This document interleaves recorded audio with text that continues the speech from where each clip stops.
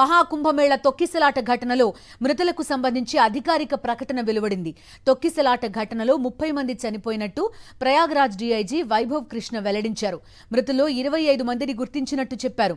మరో 60 మందికి గాయాలయ్యాయన్నారు. అర్ధరాత్రి 1-2 గంటల మధ్య ఘటన జరిగిందన్నారు. బారికేడ్లు ధ్వంసం కావడంతోనే తొక్కిసలాట జరిగినట్టు డీఐజీ తెలిపారు. ఇవాళ మహాకుంభమేళాకు వీఐపీలను ఎవరినీ అనుమతించలేదన్నారు.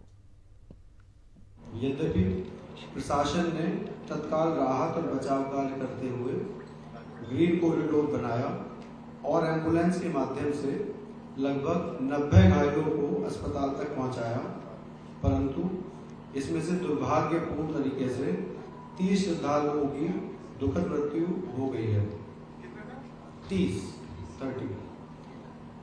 इनमें से 25 की पहचान हो चुकी है और शेष की शिनाख्त की जानी बाकी है।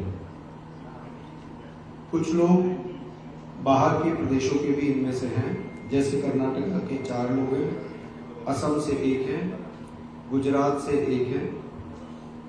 कुछ घायलों को परिवार के सदस्यों को लेकर चले गए हैं तथा 36 घायलों का इलाज स्थानीय मेडिकल कॉलेज में चल रहा है।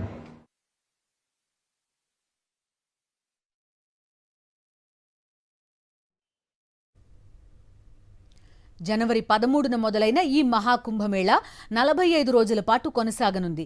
దేశ విదేశాల నుంచి పెద్ద సంఖ్యలో తరలివస్తున్న భక్తులు, యాత్రికులు ఈ ఆధ్యాత్మిక మహోత్సవంలో భాగస్వాములవుతున్నారు. ఇప్పటికే 15 కోట్ల మంది త్రివేణి సంగమంలో పుణ్యస్నానాలు చేశారు.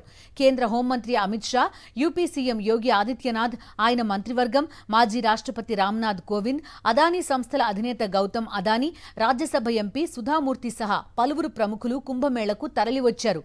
ఫిబ్రవరి 5న ప్రధాని నరేంద్ర మోదీ ప్రయాగ్రాజ్ సందర్శించి త్రివేణి సంగమంలో పుణ్యస్నానం ఆచరించనున్నారు.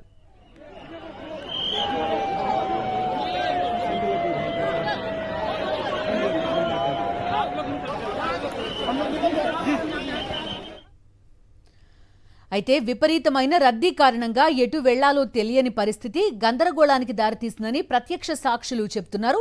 మహాకుంభమేళ ప్రాంతమంతా చీకటిగా ఉండడంతో చెత్తబుట్టలు కాళ్లకు తగిలి కింద పడిపోయారని చెప్పారు.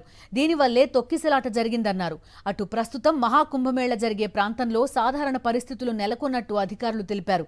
హెల్ప్ లైన్ నంబర్ కూడా ఏర్పాటు చేశామని, మృతులు, క్షతగాత్రులకు సంబంధించిన సమాచారం కోసం 1920 హెల్ప్ లైన్ నంబర్ను సంప్రదించాలన్నారు.